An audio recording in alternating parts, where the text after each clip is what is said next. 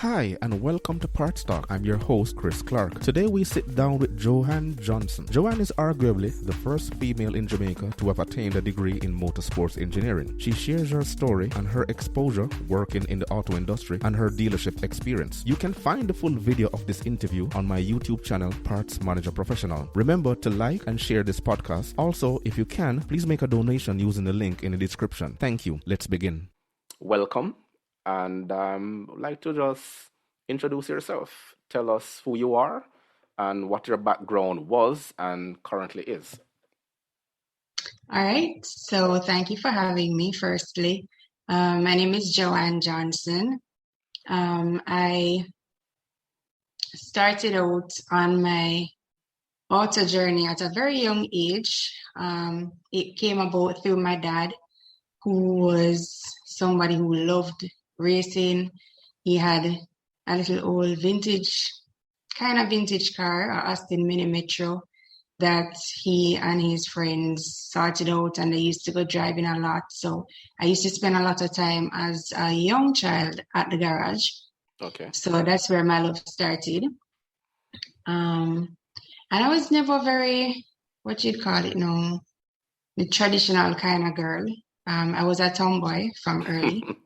Of course. So Daddy basically wanted a boy. Daddy had a boy as well. Really? So it was Okay. both of us, yes. My brother is older than I am. Okay. Right. So we were both introduced to it from very early.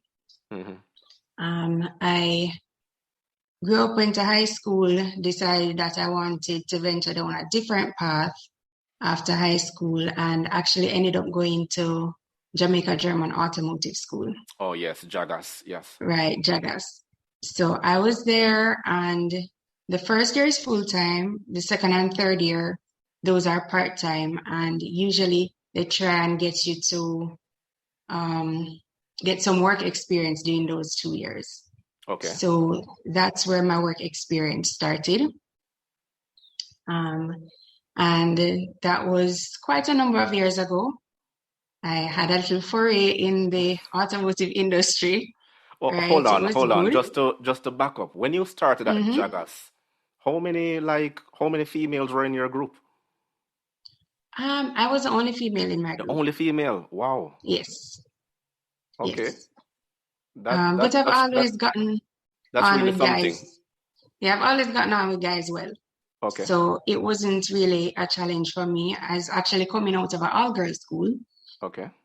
Went to Jagas as the only female in my group at the time. And I think after I had started, there was another female that came on in the program. Yeah. So went to Jagas, got a job in my second year, worked in the industry, finished up Jagas, and then actually went overseas to study. Okay. We're overseas, if you could elaborate some more. I went to Coventry in the UK. Okay, nice. Mm-hmm. And I trust you had a wonderful experience there. It was interesting, definitely interesting. Because you're going to a whole new culture at a very young age, so. Yes, very different culture. Right, very different, and I wasn't quite in the more metropolitan area of, say, London.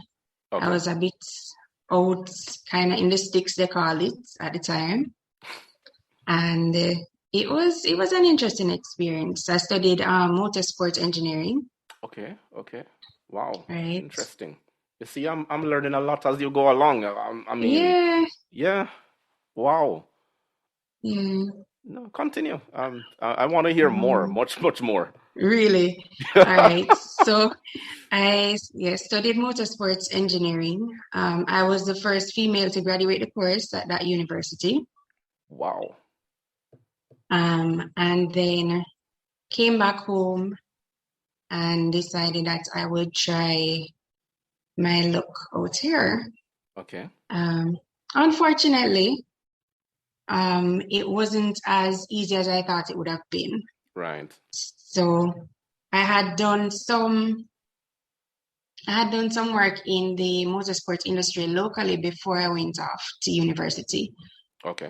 So I had good relationships with a lot of people there, and you know, they all were excited for me when I was going away. And there was a lot of talk about, okay, when you come back, you know, you're gonna be this big thing, and Yes, yes. it didn't quite pan out that way. Okay. Because of a couple of reasons, I guess. It's one of those things in life. People are always say that they're willing to help and they have the best of intentions. Right. But when the rubber hits the road, it doesn't really pan out. Right. And right. so it didn't pan out like that. So I never really got back into the motorsport industry locally. But after a while, I ended up going back to work at Jaggers in the commercial section around the back. And then I Okay. moved on to ATL as advisor. ATL. But mhm. ATL was long after, like, what, late 2000? ATL would have been like 2012.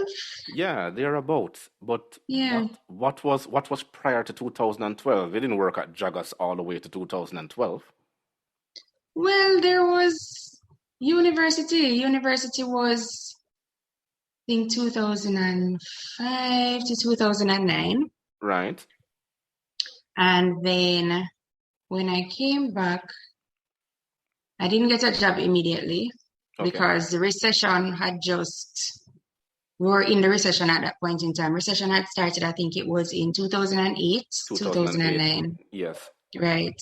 So there was still kind of a lull. Okay.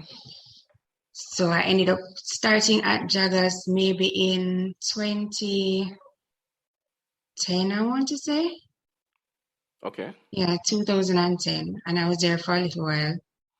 And then Because I'm trying, my recollection about you was the first time I actually took notice about your presence was you were featured in the automotive magazine for the Jamaica Gleaner. I was. I remember that article very, very well. I was. There was a center That spread of was, you and your story and, and the my promising goodness. up and coming lone female mechanic, and it was a wonderful piece. I mean, Oh my gosh. That's such an exaggeration, though. I'm not, and I was not at the time the lone female mechanic. There were well, others who went really, before me, I guess, okay, right. I guess it's just that they didn't have the same level of publicity, maybe. okay, I okay. don't know Well, how that is I true. got I don't know how I was that fortunate, but But it how did happened. you feel after that story? What was the sense of experience getting that publicity? It was,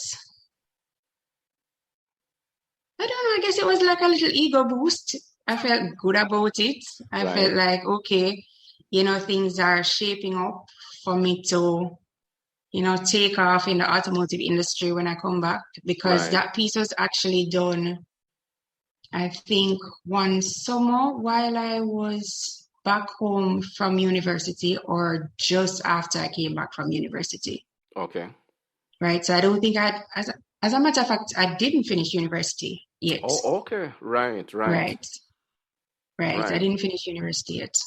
So it felt kind of preemptive, like, Mm-hmm. okay, and there was all of this like expectation that Right, came right, along with that. right, And it didn't work out like that. And that's just how life is. right. Yeah, Because I know the motorsports industry, it's in Jamaica, it's really tough. It's all about who it knows is. who, and It's very cliquey. It's yes, very cliquey. yes, yes. And Tell me about it. and the reality is that motorsports, generally speaking, is a very expensive sport, Yes, it right? is. So, I mean, one can understand the cliquiness around it in a sense. Mm-hmm. For example, if I were to have a multi-million-dollar car and I am buying tires for hundreds of thousands of dollars and all of these expensive parts, I'm not so sure that I would be willing to take a chance on somebody who is not tested, tried, and proven. Right, right. right? That is so right. So, But it takes a lot because each car they have to have like more than 5 or 6 sponsorships just to maintain the car alone. right, it's very expensive. Yes, So it is. I hold no ill will towards any of them. Right. Um, and if I buck up anybody on the road, we're still good, and it's just one of those things in life. Yes, yes. Yeah, well, much so. I mean, there are certain sections of the industry which is it's a cutthroat industry. So tell me about Mhm. it. So I understand exactly where you're Yeah. coming from. But after Jagas, it was ATL, and then or what happened there? No, man, after Jagas, it was Sterling Motors, Sterling Motors. Okay, yeah, the right? farmer. Yeah, Sterling Motors dealt with BMW at the time. okay, yes. I'm Yeah. I'm getting up in age, so you have to see with me. All right, Grams, relax. So, Sterling Motors was a really interesting experience for me. Right. It was my first apprenticeship, really. I had worked for a couple of months just before going to Sterling Motors, but I was more in the office. So Okay. Sterling Motors, I was actually an apprentice around the back in the service area with all the guys. Right. Um, that was really fun for me. It Mm-hmm. was a bit challenging at times because being new and being female, whether females want to admit it or not, we do have limitations in terms Okay. of strength and, just ability to do certain things. It's a little more Right. difficult for us. No, I'm gonna be real. Okay? Oh, I'm happy that well, it's you're saying it, it's not me. I'm just listening. Okay. Yeah, I mean, it's just the reality. I mean, Right. it didn't negatively impact my ability to do the work, Okay. right? But it did take more out of me to Mm-hmm. be able to do what the guys could easily do. Right. I can imagine because I mean you're lifting tires for a X5, right? Yeah, And all those SUVs, and you're talking about the crankshaft. If you have to work on the engine, it's a lot. It takes a lot of strength to be lifting it those does. parts. It does. But I mean, there are tricks in the trade, so you know how to leverage things, little ways that you can get around it Okay. Okay. um, to get the job done. And Right. so I had to employ some of those tactics, but it was fine, and I got along really well with my peers Okay. and with my boss at the time. So it was a good experience for me. Hmm. Hmm. Mhm. Um, but would you encourage other females to get into it? I definitely would. I would say that if it's something that you enjoy doing, something that you have a passion for, Right. I would definitely recommend it. Okay, okay. Well, sounds good because most females I see, they're mostly service writers, service advisors. So, not much you see around the back working. The ones that I actually saw, they worked for a while and then they said, this is not working out for them, and then they move on. But I mean, after a while, the passion dies. But it all depends on what your goals are. But let me not ramble anymore because your story is far more interesting. Hmm.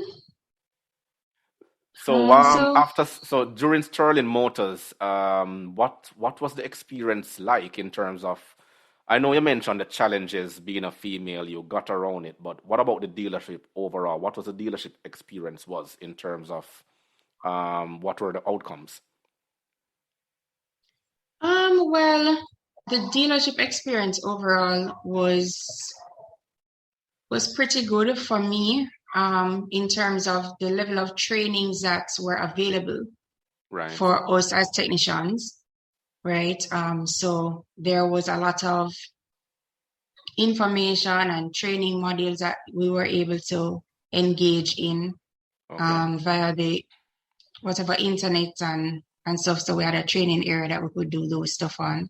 Right. Um, get information on the special tools that were needed for that specific make of vehicle. The interaction with other departments. So, for example, the parts department, that was great.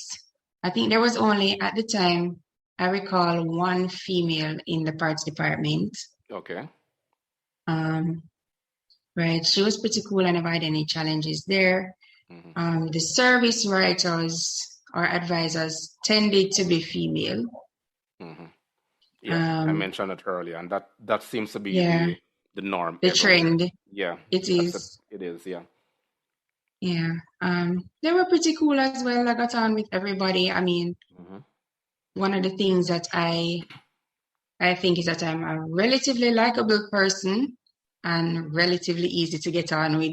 So I get on with most people. I don't have those major interpersonal challenges where there's like all of this having to prove anything. Right. Right. So right across the board, it was a good time to the guys on the wash stand cleaning up the vehicles after we finish. It Yeah. was good. It was good all around. Canteen staff, everything was good. Everything was good. The Okay. No. pay, No the pay favoritism in terms sucked. of no favoritism in terms of more food or dumplings or because No, no, no, because no, no.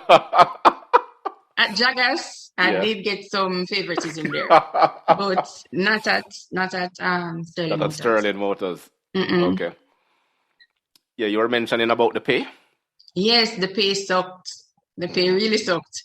But I Yeah, mean, I guess it's what you as an that's what you expect apprentice. as an apprentice. Yes, as an apprentice, you Yeah. get a stipend, and that was regulated Yes. until it is something that was spread across the board. So there's nothing they could do about it because you're actually paying them your time to learn the job. So Yeah. it is something that was standard. So thankfully, taxes and everything were paid. So I get to claim milk NHT jingles when the time came. Right. But yeah, it was good. It was a good experience for me. Okay. Okay. Was it Sterling Motors only because they were bought out by the new KIG group, the Pantons, right? Right. Support, yeah. The holding company was still United Motors Holding Company. So the name changed, and then Mm-hmm. the BMW dealership was bought out by ATL. Right. Right, and then you made the transition with Sterling Motors to ATL. No, I didn't actually. Okay. So I was at Sterling Motors, and when I left Sterling Motors, Hmm. that was close to the end of my tenure with Jaggers, Okay. right?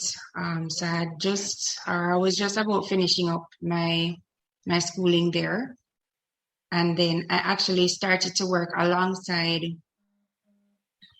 somebody in the local motorsports industry. Okay. So that's how I started.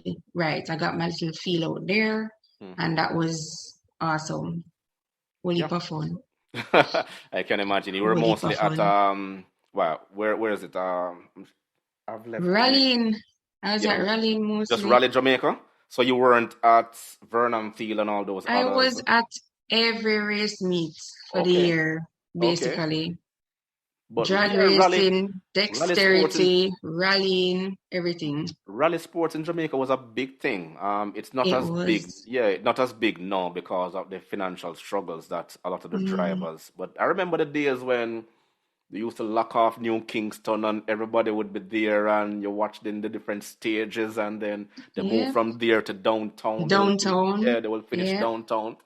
And then my friends and I will jump in the car and we drive gone to Lidford Mines in St. Anne. Bybrook. Yeah, yeah, Yes. All of Benbury, yeah. them. It was right across the island, yeah. Yeah.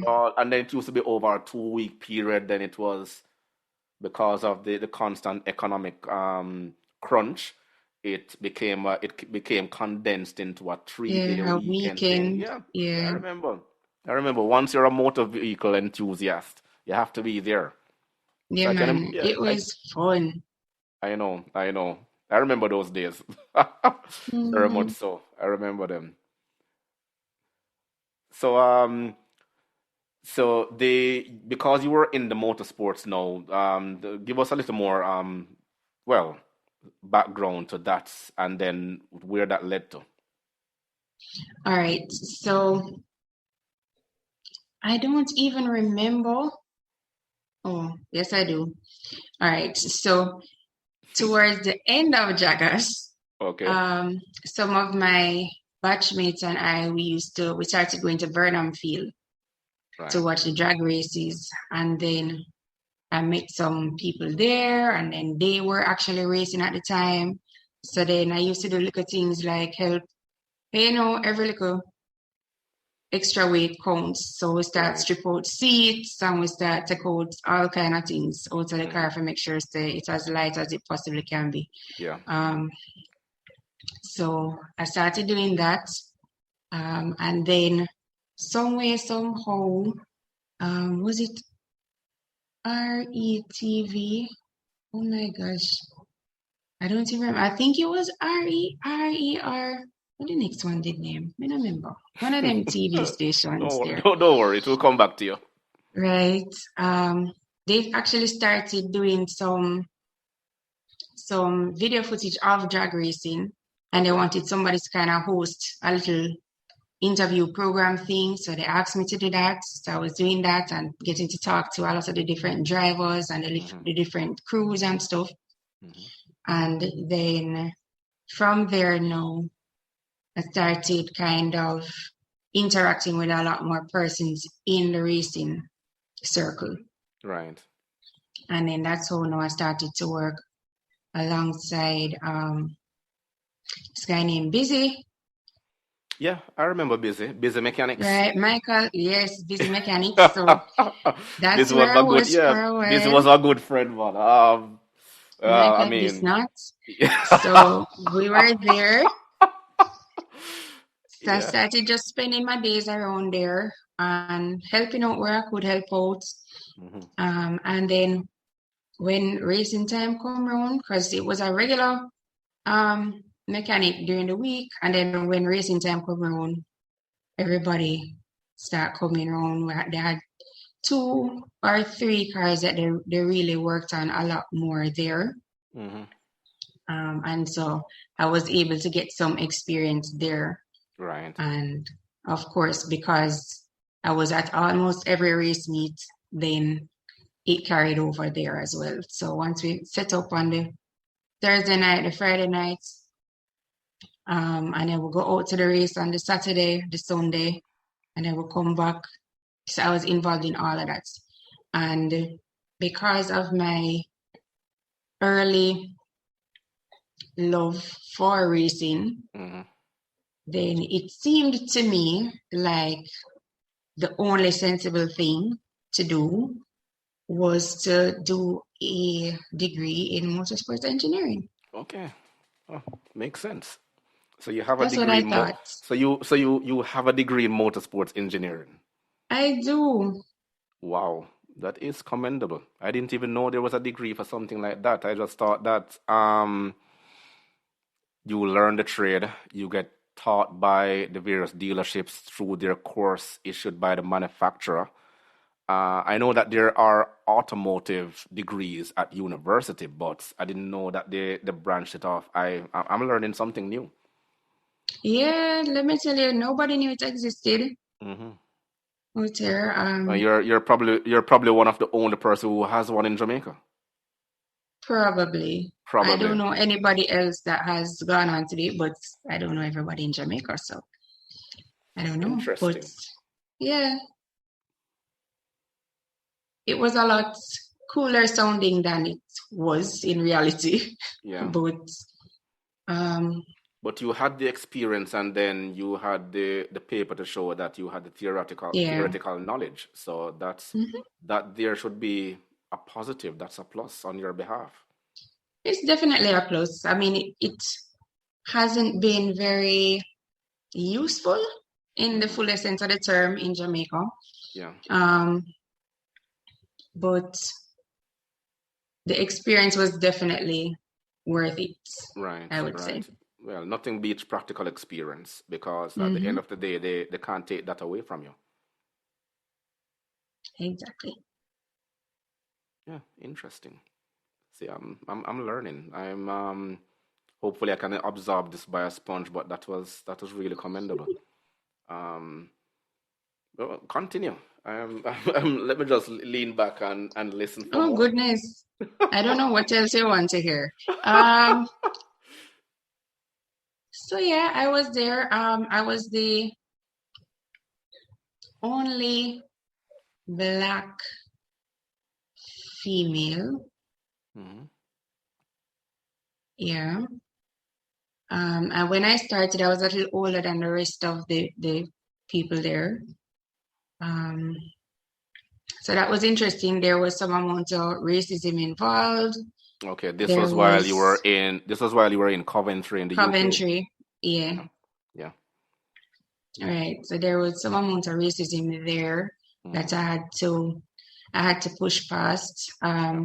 Unfortunately, I think that because the rest of the people on the course at the time were fresh out of high school, Mm-hmm. um, they they tended to be more how would I say it? Kind of preppy, Mm-hmm. um, white guys whose dads had some links into racing on some level. Mm-hmm. They were very entitled, I guess. Right, right. So I didn't make friends in my batch like that. There was another girl who was on the course with me. She was an English girl as well. But she and I hit it off early out, so that was good. At least I did have one friend Okay. there. And similar to Jaggers, when you get to your third year, Mm-hmm. you have the option of taking a gap year and working in the industry, Right. right? I chose not to. So what would have happened for me is that when I went to my final year, some of the guys from who would have been a year ahead of me who had done a gap year, they joined us back on that final year. Okay. So that's where I actually made quite a few friends, and like all my group work and final projects and dissertations and everything, Mm-hmm. they were instrumental in that. Mm-hmm. So it ended pretty well for me. Okay. And obviously in a foreign country and a pound strong, so say recession, all of these things happening. Yeah. But thankfully I was able to get a part-time job. So I was working, I was going to school and balancing everything. It Mm-hmm. was interesting. Culture is definitely different. Different. Yeah. Definitely different. And were you there were there any family members there with you or anything like that? No, You were alone. nope. So Yeah, that also played a toll yeah. So because yeah. yeah, just me. Fortunately, my part-time job while I was there was in a restaurant, Mm-hmm. and the manager was a Jamaican. Oh, okay. So that worked out pretty well. Um, he and I are still friends to this day. And thankfully, I was able to pick up that little job. So that helped me to Right. get through Right, right. with the expenses and stuff. Okay. So you have to be very thankful to that person. I like they always say, anywhere you go, there's always a Jamaican. I'm telling you, Yeah, we're everywhere. But everywhere. the thing is, we can always, sometimes we can count on each other to actually help us and guide us through because when I came here, it was the same scenario. We had to, I had to tap into my network to try to get around. And the friend that I had, Hmm. he took me around. I had my license, Jamaican license. It can drive on the roads here for like a extended period of time. But he said, Hmm. you need to learn how to drive on these roads and maneuver. And he took me around and everything. And so that also helped and streamline the process of settling down in a foreign country, right? Yeah. Um, the interesting story, but let us go back to a little more in the of your experiences now at ATL. So let us Hmm. yeah, I think it should be getting in a little bit more interested there. Boy, you make my life sound really interesting. But Remember, look. What you just said right now, a degree in motorsports, and trust me, I mean that is something huge. You're just being a little bit too humble about it, but it is something big, right? And your story is something really worth listening and worth sharing. So I mean, don't get me wrong. Um, it is really inspiring, but continue because I'm learning something as I go along. All right. So I eventually made it into the ATL group. I was working with the VW dealership on Oxford Road, Okay. right? But I got in as a service advisor. Hmm. I wasn't there for very long, incidentally. Um, just short of a year, I think I was there for. Okay. Um, but the benefit of having my background is that I was able to more readily assess what was happening with customers' vehicles when I brought them in. When Broadman, right, right. Right. So usually what would happen is that the, oh my goodness, what's the title? I'm going to say head mechanic, even though that's not head technician. Hmm. I'd say, yeah, head technician. That There, person would, yeah, you have regular technician, then you have the master technician, then you have somebody in quality control who test and to ensure that right, everything is, yeah. right. So the master technician would normally come around, and if there's a noise or if there's something unusual that the customer is hearing in the vehicle, Hmm. then that master tech would go and test drive the vehicle with the client and so forth, Right, right. right? But for less quote unquote complicated things, Hmm. um, in the office I was able to, kind of almost offer some kind of pre-diagnosis Yeah. so that when it actually went around to the service area, they were able to go through a bit quicker. Okay. Okay. And it would have helped me as well in terms of being able to assess what parts were needed and Hmm. have the conversations with the client throughout the day that would help them to feel as though, okay, I was able to kind of bridge that gap between technical speak and what Yeah. the clients would Yeah. understand easily. Because the general consensus, well, the general standard across the board is that service advisors should have some form of Technical mechanical, knowledge. technical knowledge of the vehicles that Hmm. they're actually working on. And that was the push some time ago to use either the apprentices, right, to come and assist those service advisors who weren't technically sound at the time, and then they will Hmm. do like check the tire pressure, check the lubricants, check the brakes, do a walk around the vehicle, and then it will be made easier for the technician to have that vehicle repaired. But the push was to have the service advisors do that. But Hmm. somehow it fell off. I'm not sure that all dealerships actually do it, right? But because it has been somewhat of a pushback, because at the end of the day, it's all about how much they're getting paid. Yeah, the dollars and cents.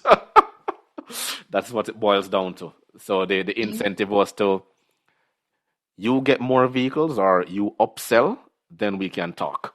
So they want to see the results before they can compensate. That's what it was all about, Hmm. right? But continue. Yeah, so I mean, that was pretty much my experience at ATL. Yeah, good interactions with the staff on every level. Right, right. Um, more more so with the technicians. Hmm. So I actually used to enjoy the times when I would be able to go around the back and get feedback from the guys and hear what's going on. Right. And that was probably those were the highlights of my days. So you didn't have a long run in terms of the dealership experience, but No. I'm sure that but you sound like you were enjoying yourself. So I mean, but Yeah. the thing is, with a degree in motorsports, why didn't you like? Can I ask if did you lose the passion later on? Like you could have gone on and worked at a smaller shop, gain more experience, and then probably open your own shop somewhere down the line. Did you ever think about that? So I actually wanted to specialize in like engine rebuilding, Okay. right? That was one dream that I had. But when I looked at what was happening in terms of all the different factors, the money that it would have cost me to get the correct machinery and the right setup to be able to do that, as well as the what I would want to call maybe like the prevailing thought pattern locally. I didn't know that it would have been very successful initially. And at that time, I wasn't really in a position to do something like that. Okay. It wasn't something that I could have taken on at the time. Right. Will I ever do that? I don't know, because it's been a really long time and I'm not au fait with what's happening in the industry now. I wouldn't necessarily say that the passion died per se. Right. I would say that life happened. Life happened. Yeah. And I guess I would say a woman of more than one passion. So for me, I believe that everything is seasonal, and maybe that season has ended. Maybe a similar season along that line will return at some point. But right now, I'm not really looking there. Okay, but do you still like do your own mechanic work on your own car, like fix your repair your own brakes and change your own oil and minor things sometimes when I get the time, but I don't have a lot of time these days, free time these days. Okay. So fortunately, I do have a couple of persons that will be able to do those things for me. Okay. Okay. So in the event that I don't have the time, which is frequently the case, then I always have an alternative where I can say, "Oh, van need to service, just a beg a deal with that thing for me, and it get done." And it get done. Because I know that when you mentioned that rebuilding engine, that was a norm in Jamaica some time ago when, especially when we had, I'm talking from a Toyota's background. What we used to do is like bore engine block and re-sleeve, and you either go 50 millimeter and 20 millimeter, and then you will send it to the machine shop to have the block polished and then the crankshaft polished, and then you will polish, sorry, and then you will send the main and the crankshaft bearings, and it was actually a lot of fun going around the back and seeing the mechanic rebuilding those engines, taking the engine apart, putting in the crankshaft, putting in the thrust washers, going through the decarb or the overall kit, and it was really something else. Yeah, but for me too, the thing about it was that I was always more interested in performance engines. So like I'm not really interested to rebuild a Corolla engine. Or you want to put a 4A GE turbo supercharger inside of it. Yeah, or RB26, one of those. Yeah. That's just that's what I'm in. That's where my interest lied or lay. Yeah. Okay. So because there wasn't really a lot of room for that locally. Yeah, you had quite a few guys out there who did that. They just bring the engine in. At one point, I was, hanging around some guys who they had this garage on South Camp Road, and They will just bring down the one JZ twin turbo engines out of Japan and then drop it in a Mm-hmm. BMW, or then drop it in a old Land Rover. And I mean, it was actually incredible. And they'll go to the Yeah. machine shop and get the manifold built and Yeah. the different brackets, and I mean, it was really something else. And they call themselves street legal. I mean, you build an engine so powerful, but at the same time, no, you don't have the correct calipers to stop the cars. Yeah. That was actually something else. So that was basically what you were involved in. That was your passion. Yeah. This is what I enjoyed. Ah, really, really something else. Um, in closing, the just because I know that your experiences was just a brief situation, the you mentioned that you would recommend it for a lot of other females to get into the field of mechanic work, and also the the time spent, how you enjoyed, and you probably wished you would have done some more in it. But at the same Mm-hmm. time, now what other recommendation would you give to like dealerships? Would you have them invest more for females to get into the trade? Because I know it's a male dominated world. So Yes, I think that anything that would incentivize in a way females to make it a little bit easier for them to become involved mhm, or a little more, yeah, I want to say easier for them to become involved because even with my qualification, when I came back, ideally what would have even been nice for me would be to work as a technician at ATL instead of as a service service advisor, advert. Yeah. right? But one thing is also the optics of it.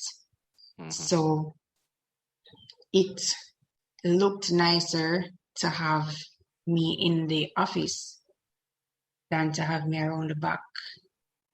Hmm. Um, but I'd want them to give more females a chance.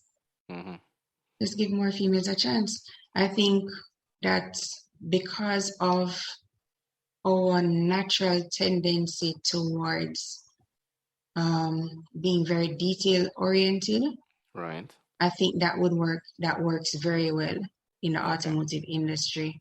Hmm. Um, and what I would say to other females as well is that if you don't particularly love getting your hands dirty, which I loved, right? the, That the was the the best hair part. the hair and the nails. That is, that's the point right there, right? Yeah, some females don't love that all that excitement. But the The way how vehicles are now, yeah. everything is electronic, Exactly. diagnostics, And the all of presentation them is stuff the there. presentation is now changed, because back in the days, you look at someone, you can tell he's a mechanic. Yeah, Because you see the grease and the the grease grime and and the the right. clothing don't look. But now you can't really tell because You everything can't has tell. changed, right?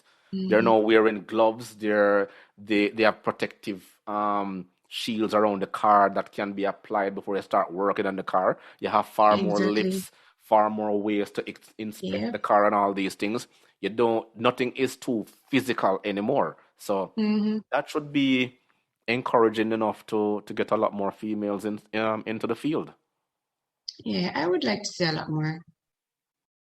I would But like to see a lot one more. one one last question before we wrap up, because I know you have to get into bed early. The Have you ever thought about like migrating to another country with the qualifications you have? Oh goodness. So a lot of people actually asked me when I came back why I came back. Why Mm. didn't I stay in England or somewhere in Europe? And my answer was simple. I am a sunshine baby. I do not like the cold. That's a I very do good not like the answer, cold. because it can Um, get really, really brutal over here. brutal, Yeah. brutal, Yeah. right? And so because of that, I chose to come back. Hmm. Um, but I don't know. I've thought about it. I've looked at it. a number of times, whether it's in the UK or it's in Canada, and I'm just like, oh my God, it's so cold. I So know, cold. I know. But after a while, So you cold. you get used to it because if you're a mechanic working in a enclosed environment over here, you Mm-hmm. absolutely you don't know what's going on outside because it's a warm environment, right? Mm-hmm. It's once you step outside now, then you have the challenges there. But Yes, but one you don't live in the service center. You have to go that is, out. yeah, you have You to have go to out. exactly. Yeah, but it's not You that have to bad. wade through the snow. Especially here in All Toronto, sorts of it's things. I can tell you it's not that bad. All right, fine. So if you're in Toronto or if you're in the more metropolitan areas, Hmm. then it's not so bad, Right. maybe. Yeah. But even when you think about um, if you want to, because a lot of people make the move for remuneration purposes, right? So if you're Yeah. looking at remuneration, the places that you have to go Yeah, to that is get true. the type of remuneration that really Yeah. going to make it worth it for you to Yeah. leave Jamaica, You're looking at minus yeah, look 50 for degrees. some, yeah, you know, say mad. No, thank you. Yeah. Mm-mm. Okay, okay. That answered the question because because of COVID I can't really travel, but I look forward coming back to Jamaica and just lying down in the sun until my skin just start burning, you know? So Yep. that's how much I try to soak in. But Mm-hmm. it's really something else. It's actually something else. But what does the future hold? Who knows? Who knows? Um,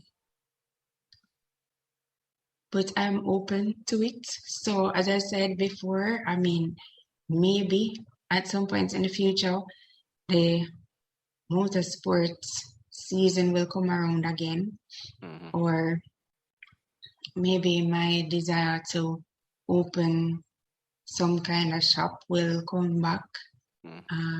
I don't know. We'll see what happens. Yeah, We'll see what happens. well, do not let the passion die or the fire die because everything starts with a dream. But in order to make the dream a reality, you have to put the work in. So, Yes, I you do. mean, we look forward to it. But thank you very much. It was a really interesting story. At first, I said you don't really have much to talk about, but we all know. Deep down, I knew it was a lie. So, Really. and I really look forward to hearing and seeing big things from you again. I mean, it was really something else. Well, thank you for the opportunity. Okay, and I look forward to doing a part two of your story. Okay, Well, let's see what happens. sometime in the very near future. Let's see what happens. Okay, well, thank you again, and do have yourself a good night. Thanks. Good night, Chris. If you enjoyed this episode, be sure to subscribe so you're notified when a new episode is posted. Remember to rate and review this podcast and share it with your friends. Thanks so much for listening, and I hope you're leaving with a better understanding of the individuals who work in the auto industry. Until next time.